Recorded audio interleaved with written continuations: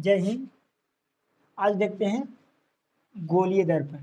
गोलीय दर्पण आज देखते हैं अगर इससे पहले समतल दर्पण, प्रकाश का प्रवर्तन, प्रकाश का प्रवर्तन, आपतन कोण, प्रवर्तन कोण, आपतित किरण, परावर्तित किरण, अगर ये सब नहीं समझा होगा, नहीं देखा है, तो इसके से जस्ट पहले वाला वीडियो जो कि बना दिए वह जाकर देख लें। उसके बाद ये वाला वीडियो अच्छे से समझ में आएगा। ये वाला तो पहले वाला वीडियो देख लें। तो अब इसको मैं कल थोड़ा सा पॉइंट छूट गया था, समतल दर्पण के गुण के बारे में बता रहे थे। कल थोड़ा सा पॉइंट छूट गया था, एक आध दो पॉइंट।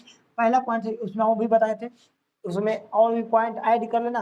पहला, अगर मान लिया समतल दर्पण है, समतल दर्पण से जितना दूरी पर हम खड़े रहते हैं उतना ही दूरी पर समतल दर्पण के अंदर प्रतिबिंब बनता है।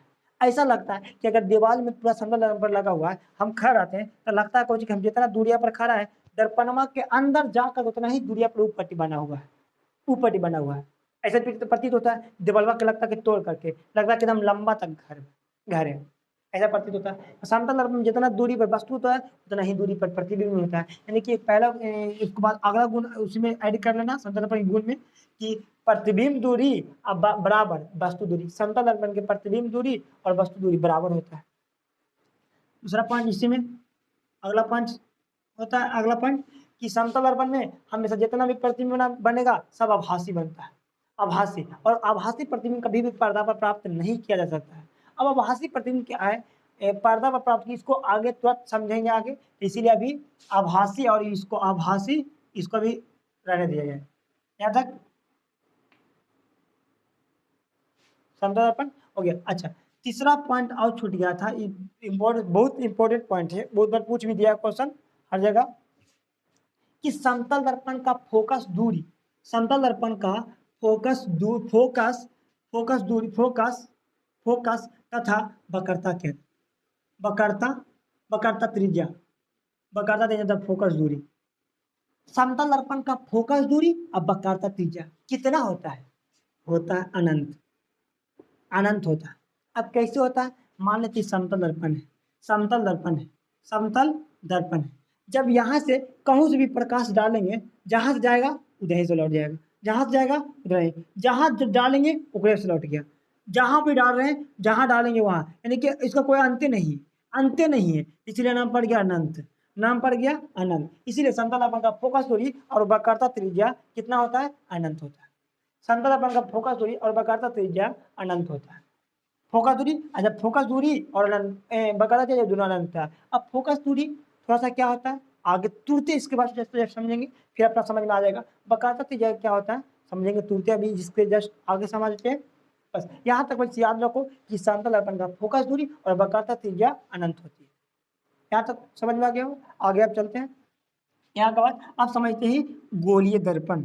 समतल दर्पण थोड़ा सा कल का पॉइंट छूट गया था, इसको ऐड कर लेना उसी में जाकर के, ये दोनों पॉइंट कि समतल दर्पण का फोकस दूरी और वक्रता त्रिज्या अनंत होती है। बस इसको ऐड कर लेना। अब चलते हैं गोलीय दर्पण। हमारा अगला टॉपिक है गोलीय दर्पण। गोलीय दर्पण,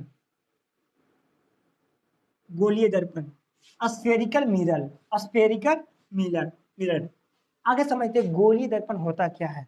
गोलीय दर्पण, गोलीय दर्पण खोखला गोला, खोखला गोला का एक भाग होता है।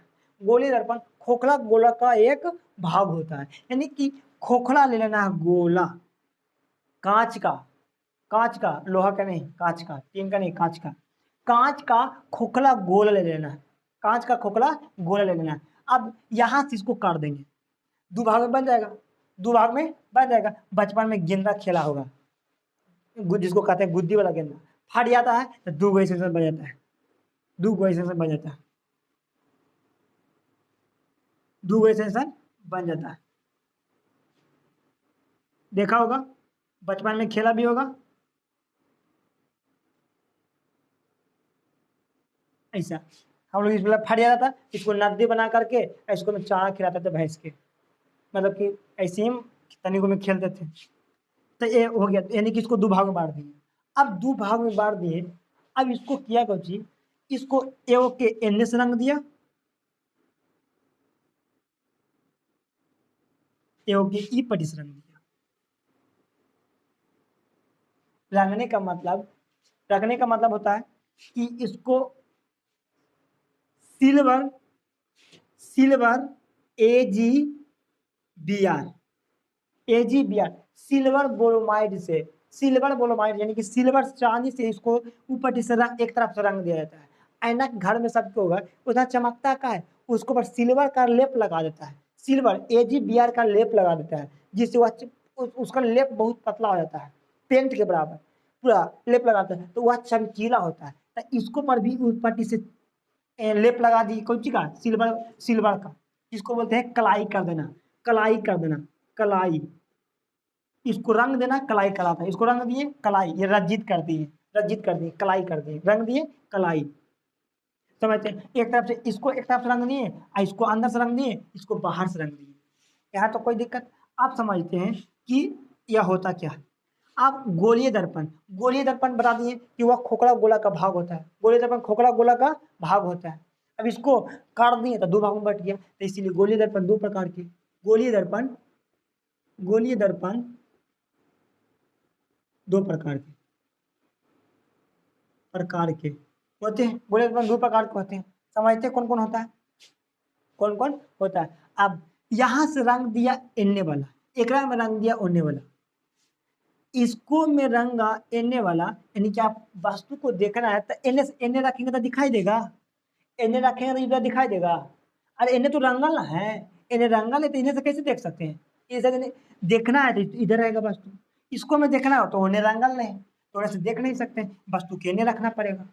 यानी कि अगर मान लीजिए इसको हमको देखना है तो ई पटी से आके देखेंगे, ई पटी से आके देखेंगे तो हम कैसा है, हमको दिखाई देगा, इन्हें तो रंगल है, हमको देखना है तो इस तरफ आकर देखेंगे, काहे कि दिखाई देगा तो इधर ही से, इसको में दिखाई देगा तो इधर ही से दिखाई देगा, यानी कि वस्तु को इस तरफ रखना पड़ेगा, वस्तु को इस तरफ। अब आईना के घर में मान लीजिए आईने से कवर लगा लेते हैं, से देखते हैं कि हम कैसन हैं, देखते हैं इधर से, देने से दिखाई देता है। दूसरी प्रकार से यहाँ पर भी हम देख सकते हैं, इधर से देख सकते हैं ऐसे। अब यहाँ पर समझते हैं, यानी कि जो जिधर से देखता है उसको करता है प्रवर्तक सतह, प्रवर्तक सतह, प्रवर्तक सतह, प्रवर्तक सतह, मतलब जो प्रवर्तन होकर चला जाएगा ना उसी को कहते हैं प्रवर्तक सतह।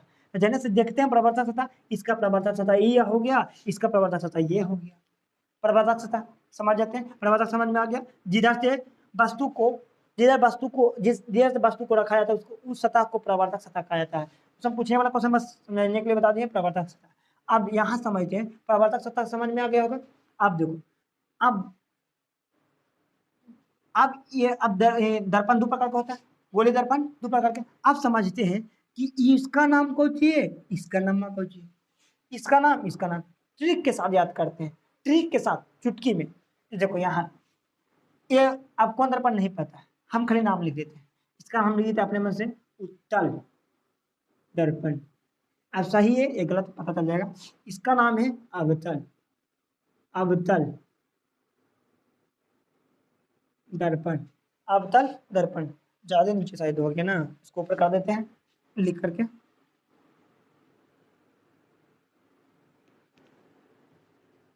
दिखाई नहीं दे रहा होगा,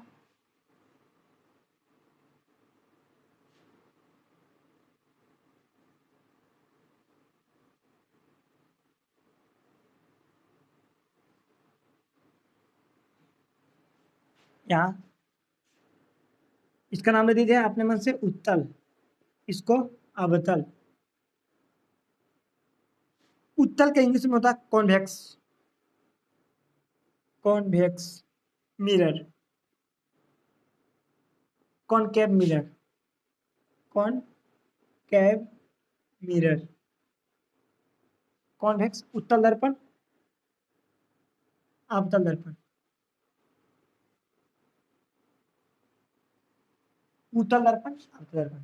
अब इसको याद कैसे करेंगे, ट्रिक देखो, आ से अंदर, सॉरी ऊ है, ऊ से उत्तल और ऊ से उठल, ऊ से उत्तल और ऊ से उठल, जिसका प्रवर्तक सतह यानी कि जने से देखते हैं उठल है तो नाम पड़ जाएगा उत्तल, नाम पड़ जाएगा उत्तल। जन्ने उठल है उसको बोलेंगे उत्तल, और जन्ने अंदर धंसल है, आज से अंदर, आज से अवतल, आज से अंदर, देखो तो ये वाला पड़ा तो अंदर धसल है, अंदर अंदर आई उठल है, उठल उठल उठल उठल।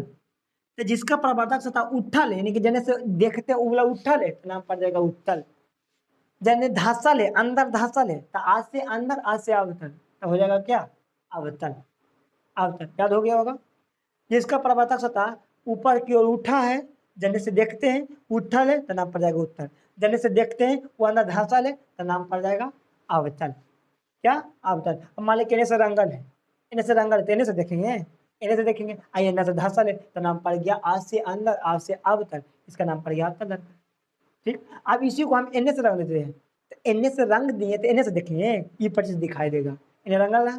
अब इसको देखा तो ये उठल तो उससे उठल और उससे उत्तल, नाम पड़ गया उत्तल दर्पण, आई अवतल दर्पण।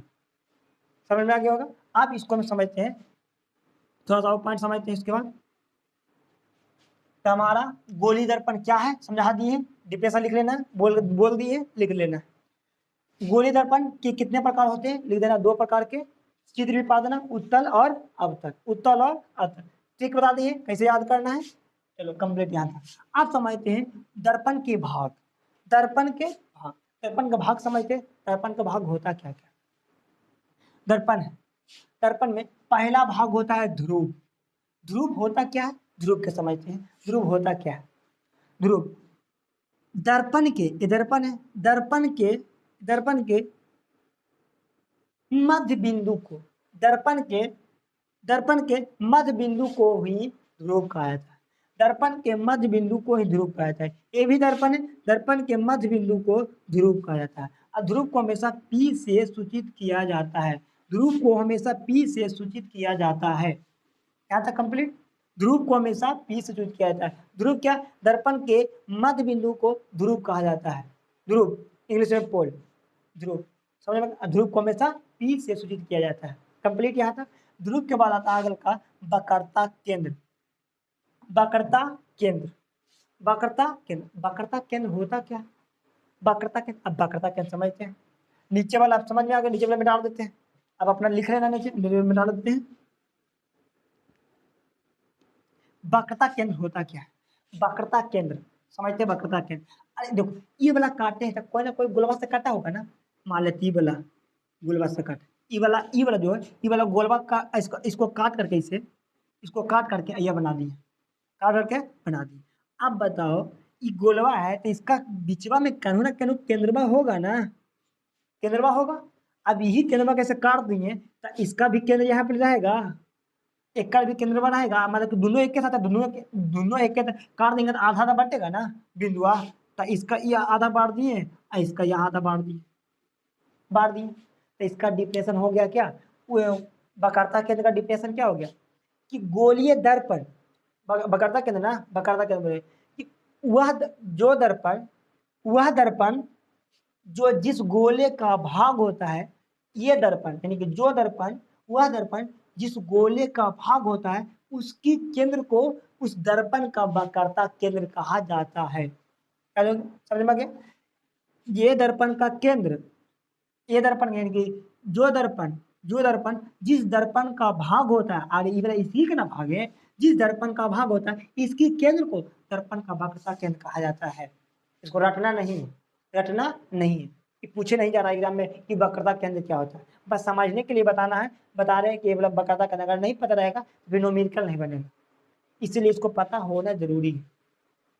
समझ में आ गया। इसको पूछेगा एग्जाम में नहीं पूछेगा कि वक्रता केंद्र, पूछ देगा वक्रता केंद्र क्या है, नंबर मिल जाएगा, सब नंबर उठा लेगा। वक्रता केंद्र पूछे नहीं जाएगा, इसको समझने के लिए ताकि आगे दिक्कत ना हो। वक्रता केंद्र, अब वक्रता केंद्र को हमेशा सी से सूचित किया जाता है, वक्रता केंद्र को हमेशा सी से। अब इसका ए वक्रता केंद्र को सी से, कोई दिक्कत। वक्रता केंद्र समझ में आ गया। अब समझते हैं इसके बाद आता है फोकस। क्या आता है, फोकस। फोकस होता क्या, फोकस ध्रुव और वक्रता केंद्र के बीच वाला बिंदुआ का बीच वाला बिंदु को, ध्रुव और वक्रता केंद्र के बीच वाले बिंदु को फोकस कहा जाता है, फोकस कहा जाता है। ध्रुव और वक्रता केंद्र के बीच के बिंदु को फोकस कहा जाता है। ध्रुव और वक्रता केंद्र के बीच के बिंदु को फोकस कहा जाता है। फोकस कहा जाता है। कोई दिक्कत क्या था? फोकस। अच्छा, एक बात यहाँ पर ही कि फोकस इसका बीचवा में लिया या कहा है? जरूरत काहे पड़ गया? कुछ ना कुछ तो रीजन होगा कि बीचवा में घुसा दिया अपने मन से। कहा अपने मन से जे मन तय करते रहेगा, कुछ ना कुछ तो रीजन होगा। वैज्ञानिक ने इसको सोचा है तो कुछ ना कुछ रीजन सोच करके दिया है। रीजन सोच करके अभी इसका रीजन एकदम खतरनाक रीजन बताते हैं। क्या रीजन है बताते हैं। पहले इसको से पहले समझ लेते हैं। पहले मुख्य अक्ष समझ लेते हैं। मुख्य अक्ष होता क्या? तो मुख्य अक्ष कुछ नहीं, ये ध्रुव और वक्रता केंद्र के मिलाने वाली रेखा को मुख्य अक्ष कहा जाता है। ध्रुव और वक्रता केंद्र के मिलाने वाली रेखा को मुख्य अक्ष कहा जाता है। क्या कहा जाता है? मुख्य अक्ष कहा जाता है। मुख्य अक्ष कहा जाता है। इसका नाम पड़ गया क्या? मुख्य अक्ष। या दूसरा नाम होता है प्रधान अक्ष। नहीं लिखता है, बोल दिए, लिख लेना। ये इसका नाम पड़ गया ध्रुव, तो इसको भी लिख दे हिंदी में ध्रुव। ये इसका नाम पड़ गया फोकस। ये हो गया वक्रता केंद्र। उसी प्रकार से ये ध्रुव और वक्रता केंद्र की मिलाने वाली रेखा को मुख्य अक्ष या प्रधान अक्ष कहा जाता है। एगो में लिख दी, दूसरा का अपना से लिख लेना है। कोई दिक्कत? आप समझते हैं कि ये वाला बिंदुआ फोकसवा के लाया कहेला, जरूरत किस लिए पड़ गया, इसको समझते हैं। फोकस की जरूरत वैज्ञानिक भी कुछ ना कुछ सोच करके देखा होगा, सोच ही करके दिया हुआ कि कहेला। तब वैज्ञानिक के दिमाग में पकड़ लेते हैं, रटना नहीं पड़ेगा। अब वैज्ञानिक यहाँ पर फोकस के लाया कहाँ से, इसको समझते हैं। इधर देखो ध्यान से, इधर। अब यहाँ से हम प्रकाश है, अब इसको बोलते हैं, इसको पर एग्जाम्पल करते हैं, इसको परफेक्ट करते हैं, इसको परफेक्ट कर। चल मान लेते हैं इन्हें से रंग दिए। अब बताओ ये कौन दर्पण? अंदर धंसल है, देखे वाला अंदर धंसल है, तो आज से अंदर, आज से अब तक, यानी क्या दर्पण? आता दर्पण। अब इसको पहले मुख्य अक्ष पढ़ दो। मुख्य अक्ष हो गया ध्रुव पी, वक्रता केंद्र सी, वक्रता केंद्र सी। अच्छा, कोई भी गोला है तो ओकर तो बीच वाला बिंदु के कहे में करेंगे वक्रता केंद्र। तो गोला है आधा काट के बना, तो उसको केंद्र तो सबको पता रहेगा, केंद्र पता रहेगा। कोई चीज गोला है इसको बीच वाला केंद्र कहेंगे, सबको पता रहेगा केंद्रवा। तो केंद्रवा तो सबके पता रहबे करता है। हमको देखना है फोकसवा कहाँ से लाया। तब जब वैज्ञानिक जब लेजर लाइट को इसको पर मारा, यहाँ पर ही, यहाँ से इसको पर डाला, तो ये प्रकाशवा यहाँ से गुजरा, फिर डाला, ये भी प्रकाश हुआ वहीं से गुजर गया, फिर डाला, ये भी प्रकाश हुआ वहीं से गुजर गया, इधर से डाला, ये भी प्रकाश हुआ वहीं से गुजर गया, इधर से डाला, ये भी प्रकाश हुआ वहीं से। सब एक गो बिंदुआ पर से गुजर गया, सब एक गो बिंदुआ पर से गुजर गया। हद तब हो गया जब वैज्ञानिक ने देखा कि वक्रता केंद्र और ध्रुव दोनों के बीचे से गुजर ही रहा था, दोनों के बीच से गुजर रहा था। इसीलिए इसको अलग से नाम दे दिया फोकस। ए पूरा दर्पण का फोकस, एजे पर ही फोकस मारेगा, इसलिए हम पड़ गया फोकस। और दोनों के बीच में जाकर लाइट जा रहा था। अब यहाँ से अब समझ में आ गया कि फोकस का जरूरत पड़ा है। फोकस समझ में आ गया, जो दिक्कत इसको मिटा देते हैं। अच्छा, इसको रह देते हैं, पहले अगला समझ देते हैं। इसके बाद आता है वक्रता त्रिज्या। वक्रता त्रिज्या समझते हैं। वक्रता त्रिज्या होता क्या है? वक्रता त्रिज्या कुछ नहीं, सिंपल है।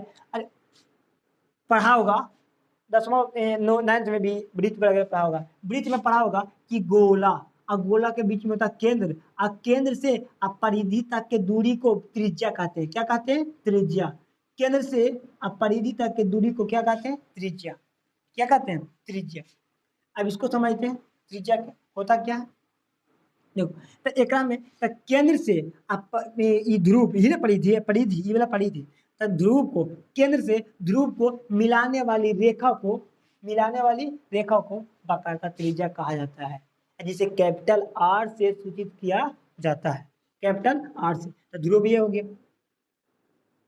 ध्रुव पी और वक्रता केंद्र आर, वक्रता केंद्र सी के बीच की दूरी को वक्रता त्रिज्या कहा जाता है, जिसको कैपिटल आर से सूचित किया जाता है। अब आता है इसके बाद कौन आता है? फोकस दूरी। फोकस दूरी क्या होता है? फोकस दूरी तो कुछ नहीं, तो जैसे तो ध्रुव और फोकस के बीच के दूरी को फोकस दूरी कहा जाता है। ध्रुव और फोकस के बीच की दूरी फोकस दूरी कहा जाता है। इसको स्मॉल एफ से सूचित किया जाता है। यहाँ तक, यही तक ना है, स्मॉल एफ तक सूचित किया जाता है, स्मॉल एफ से सूचित किया जाता है। समझ में आ गया होगा। इसके बाद आप समझते हैं, कोई दिक्कत यहाँ तक, आगे समझते हैं। फोकस दूरी बकायदा त्रिज्या समझ में आ गया। आप समझते हैं, अब आता है अगला का पॉइंट, फोकस दूरी तथा बकायदा त्रिज्या में संबंध, दोनों में रिलेशन संबंध, रिलेशन समझते हैं। रिलेशन कुछ नहीं, आप भी बताएं, देखो तो ये क्या है, फोकस फोकस ये क्या है, बकायदा क्या, ये दूरिया, यहाँ से यहाँ तक दूरिया बकायदा त्रिज्या, यहाँ से यहाँ दूरिया फोकस दूरी। तो देखो तो आप भी बताए थे कि बकायदा त्रिज्या को कैपिटल आर से सूचित करते हैं, कैपिटल आर से। अब बताओ कि ये वाला जो है, ये वाला एक एकड़ बकायदा बीचे बीच, यानी कि इसका ये पूरा के इतना दूरिया के ये वाला इतना दूरिया आधे आधे ना है, बीचे बीच मतलब कुछ ये पूरा के यहाँ आधा है, पूरा के आधा। अब बताओ हमको ये पूरा लाना है, ये फोकसवा में, ये दूरिया में कितना से गुना करें कि पूरा जाएगा। तो देखो ना, आधा आधा के गो दू गो ना, तब फोकसवा में कितना से गुना कर देंगे, 2 से। तब फार्मूला आ गया R बराबर 2F, R बराबर 2F, R बराबर 2F। जब फिर करेंगे तो एफ निकालना है, तो एफ होता है यहाँ से लेकर के यहाँ के, यानी छोटका दूरी चाहिए, तो छोटका दूरिया, तब बड़का दूरिया को आधा काट दो, बड़का दूरिया का आधा काट दो। अब बड़का दूरिया है आर को आधा काट दो, तो हो गया एफ बराबर R/2। नहीं तो मैथ में पढ़ा है, इधर गुणा में दो तो इन्हें के भागा में, तो R/2 एफ बराबर R/2। रिलेशन हो गया, याद रखना रिलेशन पूछा है, बहुत बार क्वेश्चन पूछा है कि गोलीय दर्पण में फोकस दूरी बकायदा त्रिज्या के कितनी होती है। तब बकायदा त्रिज्या के कितनी, बकायदा त्रिज्या बड़ा होता है तब बकायदा त्रिज्या के आधा काट दो, यानी कि बकायदा त्रिज्या के आधी होती है। नोट में लिख लेगा पॉइंट के, नोट में लिख लेगा कि फोकस दूरी बकायदा त्रिज्या के आधी होती है। या फिर इसका उल्टा कहता है कि बकायदा त्रिज्या फोकस दूरी की कितनी होती है। तब बकायदा त्रिज्या बड़का पूछ रहा है, बड़का के आप फोकसवा में आधा करेंगे तो और छोटा हो जाएगा, फोकस दूरी क्या और दुगुना ना करेंगे, है ना, बराबर होगा किसका, बकायदा त्रिज्या क्या। यहाँ तक कोई दिक्कत, नोट पॉइंट में दोनों पॉइंट लिख लेगा, नोट पॉइंट में रोक करके वीडियो, कोई दिक्कत।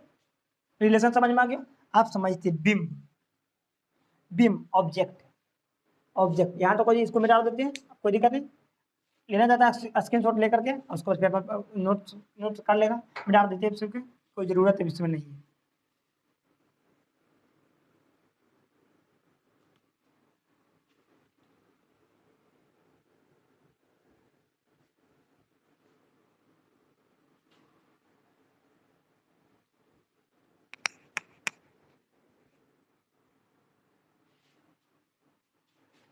आप समझते beam, what is beam, beam समझते, बीम होता क्या है, बीम ऑब्जेक्ट,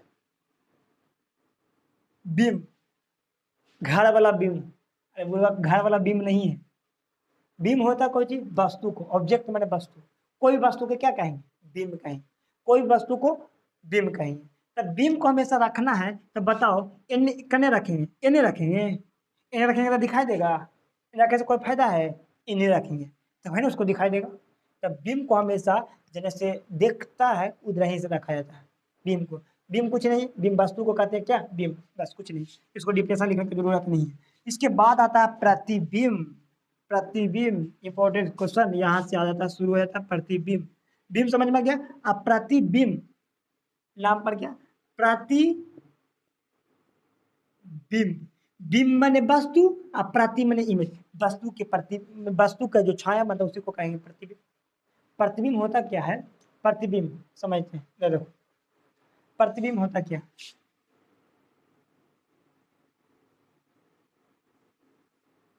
अगर रियल में देखेगा तब प्रतिबिंब माने होता फोटो, प्रतिबिंब माने फोटो, इंग्लिश में कहते हैं इमेज, इमेज, इमेज फोटो, कहता ना फोटो। अगर सेम टू सेम छप गया उसको प्रतिबिंब, लेकिन हमको तो पढ़ना फिजिक्स, रियल में तो समझ गया प्रतिबिंब क्या होता है, फोटो। हमको अगर हमको फोटो है तो उसको क्या है, मेरा प्रतिबिंब है, मेरा प्रतिबिंब। लेकिन थोड़ा सा देखते हैं फिजिक्स में प्रतिबिंब होता क्या। तो प्रतिबिंब, जब कोई दर्पण से दो रेखा, क्या रेखा, दो रेखा जहां पर मिलती है ना, दो रेखा जब किसी दर्पण से किरण टकरा करके दो रेखा मिलेगा ना, वहीं पे जहां पे दो रेखा मिलेगा वहीं पे क्या बनेगा, प्रतिबिंब। प्रतिबिंब जिस दर्पण से दो किरण टकरा करके जहां पर ये मिलती है वहीं पे बनेगा क्या, प्रतिबिंब। तो जो वहीं पे टकरा करके बनती है, जो मिलती है जहां पर, वहीं पे बनता है क्या, प्रतिबिंब। क्या होता है, प्रतिबिंब। ये फिर से जब किसी प्रकाश स्रोत से निकली प्रकाश की किरणें दर्पण से परिवर्तन के बाद जिस बिंदु पर मिलती है या फिर मिलती हुई प्रतीत होती है, अगर वास्तव में मिल जाएगा या फिर नहीं तो मिलती हुई प्रतीत होगा, उस बिंदु स्रोत को प्रतिबिंब कहा जाता है। इतना लंबा कहानी लिखे जाएंगे किताबी भाषा, बस अपने से याद रखो कि बस दर्पण से जो प्रकाश की किरण दर्पण से टकरा करके जहां पर मिल जाएगा या वास्तव में मिल जाएगा या मिलते हुए प्रतीत हो जाएगा, तब वो कहेंगे क्या, प्रतिबिंब। समझ में आ गया। अब प्रतिबिंब यहाँ से होता है दो प्रकार के प्रतिबिंब। अब यहाँ अगला का पॉइंट है प्रतिबिंब के प्रकार। प्रतिबिंब के प्रकार होता क्या है, प्रतिबिंब दो प्रकार का होता है। प्रतिबिंब दो प्रकार के होता है। प्रतिबिंब दो प्रकार, पहला होता है वास्तविक प्रतिबिंब। वास्तविक प्रतिबिंब इंग्लिश में कहते हैं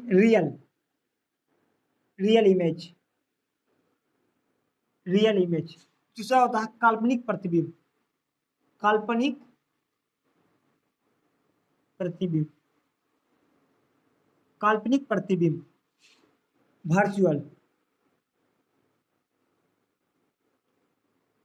वर्चुअल इमेज। इंग्लिश को मतलब नहीं, इंग्लिश हिंदी जाना। वास्तविक प्रतिबिंब काल्पनिक का दूसरा नाम हो जाता आभासी प्रतिबिंब। अब देखो प्रतिबिंब क्या है, समझ में आ गया। प्रतिबिंब के कितने प्रकार, प्रतिबिंब के दो, देखो वास्तविक प्रतिबिंब और दूसरा आभासी प्रतिबिंब, या दूसरा नाम पड़ गया काल्पनिक प्रतिबिंब। आप समझते हैं कि वास्तविक प्रतिबिंब क्या होता है, तो कुछ नहीं, जब प्रकाश स्रोत या फिर प्रकाश की किरण दर्पण से टकरा कर जिस बिंदु पर मिलेगा ना, जिस बिंदु पर मिल गया उसी बिंदु पर जो प्रतिबिंब बनता है उसी को कहेंगे वास्तविक प्रतिबिंब। जब प्रकाश स्रोत से प्रकाश निकला और टकरा करके जहां पर रियल में मिल गया, क्या कहलाएगा, वास्तविक प्रतिबिंब। कोई दिक्कत, जब प्रकाश की किरण दर्पण से टकरा कर जिस बिंदु पर मिलती है वहां उस बिंदु स्रोत को वास्तविक प्रतिबिंब कहा जाता है। समझ में आ गया। अब समझते हैं काल्पनिक प्रतिबिंब या आभासी प्रतिबिंब।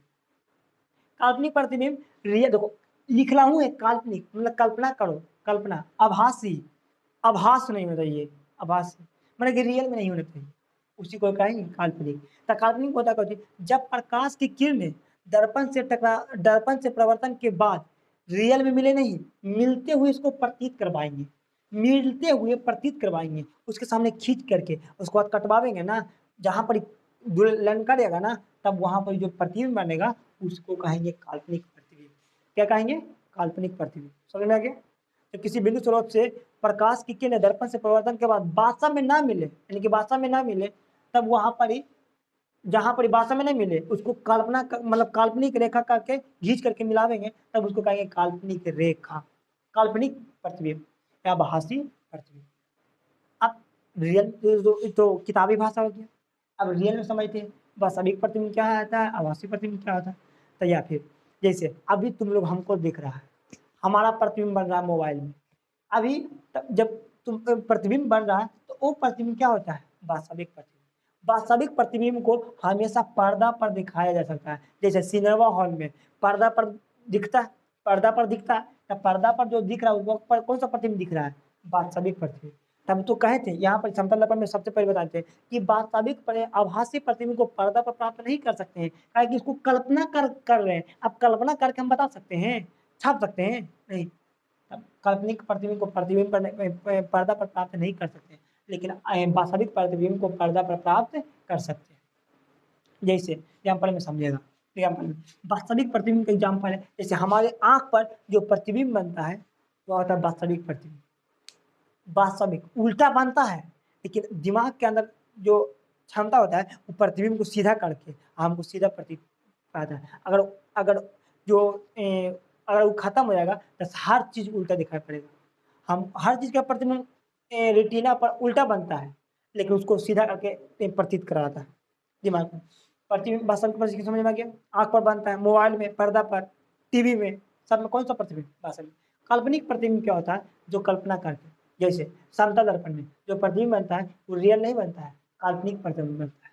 इसीलिए उसको दर्पण उसको पर्दा पर प्राप्त नहीं कर सकते, पर्दा पर उसको छाप नहीं सकते हैं काल्पनिक प्रतिबिंब। और भी काल्पनिक प्रतिबिंब के एग्जाम्पल, जैसे रोड पर चलेगा गर्मी के दिन में, लहला धूपा के दिन में, देखेगा आगे देखेगा तो लगेगा रोडवा पर पानी है, आगे जाएगा तो पानी गायब।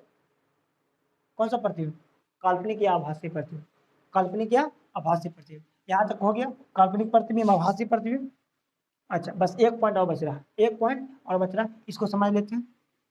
इसको गोली दर्पण में प्रतिबिंब बनाने के लिए शर्त, अब गोली दर्पण में हमको प्रतिबिंब बनाना है, ये पॉइंट जरूर में, अगर ये पॉइंट याद है, दिमाग में है, तो न्यूमेरिकल बनाने से कोई दिक्कत नहीं। न्यूमेरिकल नहीं, जब फिगर बनावेंगे तो वहां पर ही कोई दिक्कत नहीं होगा, इसलिए पॉइंट को समझना जरूरी है। इसको अगला पॉइंट है गोली दर्पण में प्रतिबिंब बनने के लिए शर्त, शर्त क्या क्या होता है उसको समझते हैं।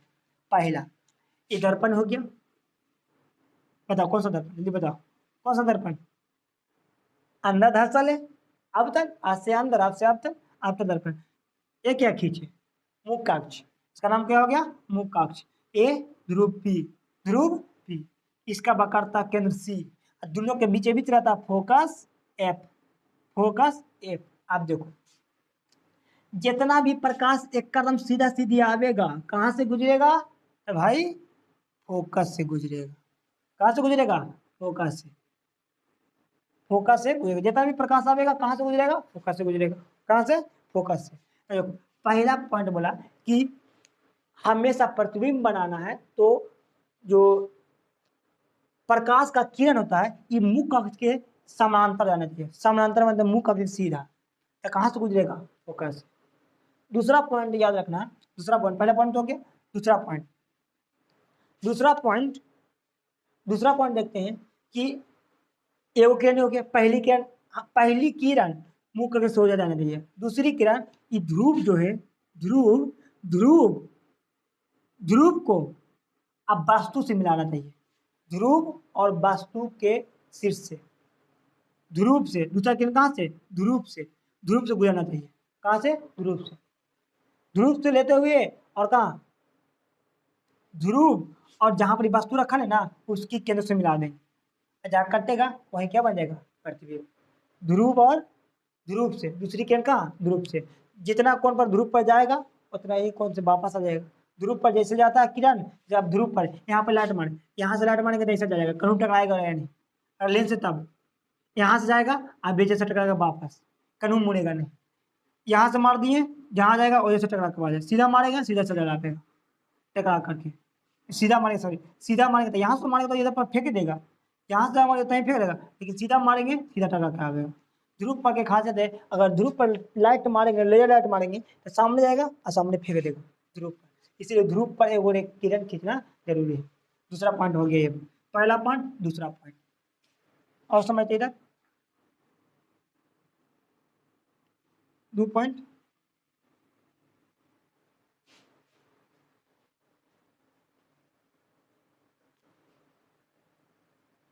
बाकी तो आप बता ही दिए थे यहाँ पर कि मुख अक्ष के, तीसरा भी पॉइंट देखा मैं, तीसरा पॉइंट कि मुख अक्ष के सामने आवेगा तो कहाँ से गुजरेगा? फोकस। कहाँ से गुजरेगा? फोकस। जितना भी मुख अक्ष के समांतर आवेगा किरण कहाँ से गुजरेगा? फोकस। लेकिन ज्यादा इसमें इंपॉर्टेंट नहीं, ज्यादा ये दोनों इंपॉर्टेंट, ये दोनों कि किरण को अगर प्रतिबिंब बनाना है, प्रतिबिंब बनाना है तो किरण को, पहली किरण को मुख अक्ष समानांतर डालेंगे तो फोकस से गुजरेगा, हाँ दूसरा ध्रुव से मिला देंगे, ध्रुव से मिला देंगे, जहाँ कटेगा वहाँ प्रतिबिंब बन गया, जहाँ कटेगा वहाँ प्रतिबिंब बन गया। बस इतना पॉइंट था तक, बस आज भर इतना ही रखते हैं। तब तक के लिए जय हिंद, मिलते हैं अगले वीडियो में। बाकी जो बच गया है उसको अगला, अब इस यहाँ तक हो गया, अब अगला देखेंगे, सब जो प्रतिबिंब ध्रुव पर रखेंगे तो कहाँ पर, जब बिना फोकस पर रखेंगे तो कहाँ बनेगा, सब अगला आगे देखेंगे कल की क्लास में। तब तक के लिए जय हिंद।